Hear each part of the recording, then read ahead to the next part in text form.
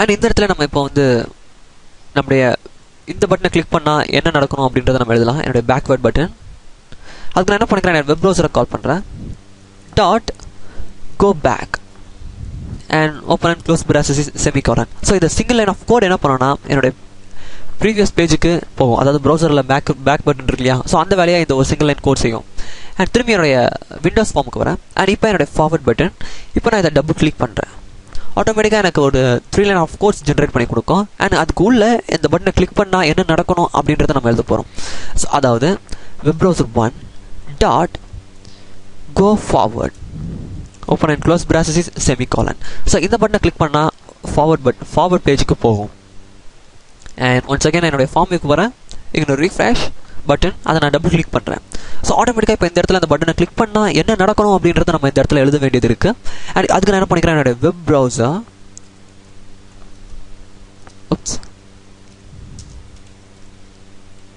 One dot and இதில் வந்து நம்ம ரீஃப்ரெஷ் பண்ண போகிறோம். So refresh open and close brackets semicolon. So பார்த்தீங்கன்னா அண்ட் சேவ் பண்ணிக்கிறேன். அண்ட் இங்கே பார்த்தீங்கன்னா நமக்கு மேஜர் 3 பட்டன் முடிஞ்சிச்சு. Backward, forward, refresh and home கூட முடிஞ்சிச்சு. நம்ம அதை டிஃபால்ட்டாக கூகுள் பேஜுக்கு வச்சுருக்கோம். அண்ட் டிசைனர் வியூவில் வந்துட்டு ஸோ ஓகே நமக்கு ஃபர்ஸ்ட் 4 பட்டன் வந்து இப்போ கம்ப்ளீட் ஆகிடுச்சு. அண்ட் இப்போ நான் சேவ் பண்ணிட்டு என்னுடைய ஃபைலை நான் டீபக் பண்ணுறேன். ஓகே, அண்ட் இப்போ இதை வந்து நான் ஹோம் பட்டன் கிளிக் பண்ணுறேன். எனக்கு கூகுள் பேஜ் வந்து ஓப்பன் ஆகிடுச்சு. ஸோ நம்ம ஹோம் பேஜ். அண்ட் இதில் வந்து நான் ஜிமெயில் கிளிக் பண்ணுறேன். எனக்கு யூசர் அக்கௌண்ட் வந்துடுச்சு. அண்ட் இப்போ நான் திரும்பி பேக்வர்ட் கிளிக் பண்ணுறேன். என்னுடைய ப்ரீவியஸ் பேஜ் அண்ட் திரும்பி ஃபார்வர்ட். ஓகே, இந்த ரெண்டுமே ஒர்க் ஆகுது. அண்ட் இப்போ நான் ரீஃப்ரெஷ் பண்ணுறேன். என்னோடய பேஜ் ரீஃப்ரெஷ் ஆகுறது தெரியுதா உங்களுக்கு? அண்ட் திரும்பி நான் ஹோம் கிளிக் பண்ணுறேன். ஆட்டோமேட்டிக்காக எனக்கு இப்போ ஹோம் பேஜுக்கு போய்டும். ஸோ இதுதான் சம் பேசிக் ஃபங்க்ஷன். ஸோ இப்படி தான் வந்து ஃபார்வர்ட் அண்ட் பேக்வேர்டு வந்து நம்ம ப்ரௌசரில் இன்டர்நெட் எக்ஸ்ப்ளோரர் ஒர்க் ஆகிட்டு இருக்கு. இந்த கமெண்ட் தான். அண்ட் இங்கே யூஆர்எல் ஒன்று யூஸ் பண்ணியிருக்கோம். அண்ட் இப்போ இதில் வந்து நான் என்னுடைய ஏதாவது ஒரு வெப்சைட் பேர் போட்டு நான் இந்த பட்டனை கிளிக் பண்ணேன்னா ஆட்டோமேட்டிக்காக எனக்கு இந்த யூஆர்எல்ல என்ன வெப்சைட் பேர் போட்டுக்கணும் அந்த வெப்சைட்டுக்கு ஜம்ப் ஆகணும். ஸோ அது எப்படின்றத பார்க்கலாம். என்னுடைய இந்த இதை க்ளோஸ் பண்ணிக்கிறேன். அண்ட் என்னுடைய அந்த டெக்ஸ்ட் பாக்ஸை நான் கிளிக் பண்ணுறேன். கிளிக் பண்ணிவிட்டு ரைட் கிளிக் பண்ணி அதோடைய ப்ராப்பர்ட்டிக்கு போகிறேன். ப்ராப்பர்ட்டிக்கு போய்ட்டு அதோட நேம் மட்டும் பார்த்துக்கிறேன். அதாவது ID name tool strip text box 1 அப்படின்னு இருக்கு. நான் அதை வந்து யூஆர்எல் டெக்ஸ்ட் பாக்ஸ் அப்படின்னு இதுக்கு பேர் கொடுத்துட்றேன். அண்ட் டேப் கீப் பண்ணுறேன். ஸோ அது ஆட்டோமேட்டிக்காக சேவ் ஆகிடும். அண்ட் என்னுடைய இந்த சின்ன ப்ளே பட்டன் இருக்கு இல்லையா, அதாவது கோ பட்டன், அதை நான் கிளிக் பண்ணுறேன். கிளிக் பண்ணிவிட்டு இந்த இடத்துல நான் முக்கியமான ஒரு விஷயம் கொடுக்க போகிறேன். அதாவது web browser 1 dot navigate. And இந்த ப்ராப்பர்ட்டி யூஸ் பண்ணி நான் வந்து அந்த பட்டனை கிளிக் பண்ண உடனே என்னுடைய அந்த டெக்ஸ்ட் பாக்ஸில், அதாவது என்னோடய யூஆர்எல்ல என்ன வெப்சைட் பேர் டைப் பண்ணுறனோ அந்த வெப்சைட்டுக்கு என்னோடய வெப் ப்ரௌசர் ரீடைரக்ட் ஆகணும்.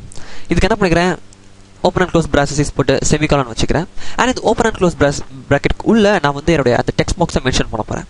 அதாவது இந்த டெக்ஸ்ட் பாக்ஸ் நேம். ஸோ இந்த டெக்ஸ்ட் பாக்ஸ் நேம் வந்து யூஆர்எல் டெக்ஸ்ட் பாக்ஸ். ஸோ அதான் நான் இங்கே மென்ஷன் பண்ண போகிறேன். யூஆர்எல் டெக்ஸ்ட் பாக்ஸ் டாட் டெக்ஸ்ட்னு வைக்கிறேன். நான் டாட் டெக்ஸ்ட் ஏன் அப்படின்னு வச்சேன்னா இந்த டெக்ஸ்ட் பாக்ஸ்க்கு உள்ள டைப் பண்ணுற அந்த டெக்ஸ்ட், அந்த யூஆர்எல், அதை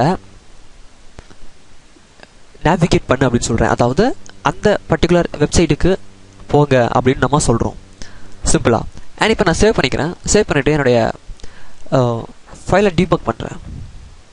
நீங்கள் ஒன்று கவனிச்சிங்கன்னா நான் என்னுடைய ஃபைலை நான் டீபக் பண்ண உடனே எனக்கு ஒரு எம்டி ஸ்க்ரீன் தான் வருது என்னுடைய வெப் ப்ரௌசரில். இப்போ நம்ம செஞ்சுருக்க வெப் ப்ரௌசரில், அதாவது நம்ம நார்மலாக ஒரு வெப் ப்ரௌசர் ஓப்பன் பண்ணோன்னா நம்ம டிஃபால்ட்டாக என்ன ஹோம் பேஜ் ஃபிக்ஸ் பண்ணியிருக்கோமோ அதுதான் ஓப்பன் ஆகும். ஃபார் எக்ஸாம்பிள் என்னுடைய ஃபயர்ஃபாக்ஸ் நான் ஓப்பன் பண்ணுறேன். ஓப்பன் பண்ண உடனே ஆட்டோமேட்டிக்காக என்னுடைய கூகுள் பேஜ் எனக்கு டிஃபால்ட்டாக ஓப்பன் ஆகி நிற்கிது. ஸோ இந்த மாதிரி நம்மளதில் எப்படி செய்யலாம் அப்படின்றத நம்ம ஃபஸ்ட்டு பார்க்கலாம். ஸோ அதுக்கு முன்னாடி நான் வந்து இதை சின்ன எக்ஸாம்பிள் செஞ்சு காமிச்சிடுறேன். ஜஸ்ட் நான் இப்போ ஹோம் பேஜ் கிளிக் பண்ணுறேன். எனக்கு கூகுள் பேஜ் வருது. அண்ட் நான் சும்மா சைன்இன் பேஜ்க்கு போகிறேன். பேக்வேர்டு ஒர்க் ஆகுது, ஃபார்வர்டு ஒர்க் ஆகுது, ரீஃப்ரெஷ் ஒர்க் ஆகுது, ஹோமும் ஒர்க் ஆகுது. அண்ட் இப்போ யூஆர்எல் மட்டும் நம்ம செக் பண்ண வேண்டியது இருக்குது. நான் அதுக்கு என்ன பண்ணிக்கிறேன், http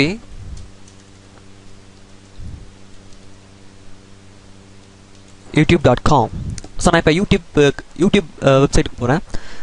ஜஸ்ட் நான் இந்த youtube.com செலக்ட் பண்ணிவிட்டு டைப் பண்ணிவிட்டு நான் இந்த சின்ன கோ பட்டனை கிளிக் பண்ணுறேன். இப்போ கோ பட்டனை கிளிக் பண்ணோன்னா ஆட்டோமேட்டிக்காக என்னோட வெப் ப்ரௌசர் என்னுடைய யூடியூபுக்கு திரும்பி விட்டுடுச்சு. சூப்பர். இப்போதைக்கு நமக்கு எல்லாமே ஒர்க் ஆகுது. ஜஸ்ட் நம்ம திரும்பி பேக் வந்துக்கலாம். ஓகே. அண்ட் இப்போ நம்ம டிஃபால்ட்டாக நம்ம ப்ரௌசரை ஓப்பன் பண்ண உடனே நம்மளுடைய ஹோம் பேஜ் வந்து நம்ம என்ன ஃபிக்ஸ் பண்ணியிருக்கோமோ அது வரணும். ஸோ அதை நம்ம எப்படின்றத பார்க்கலாம். இப்போ என்னுடைய ஃபார்முக்கு போகிறேன்.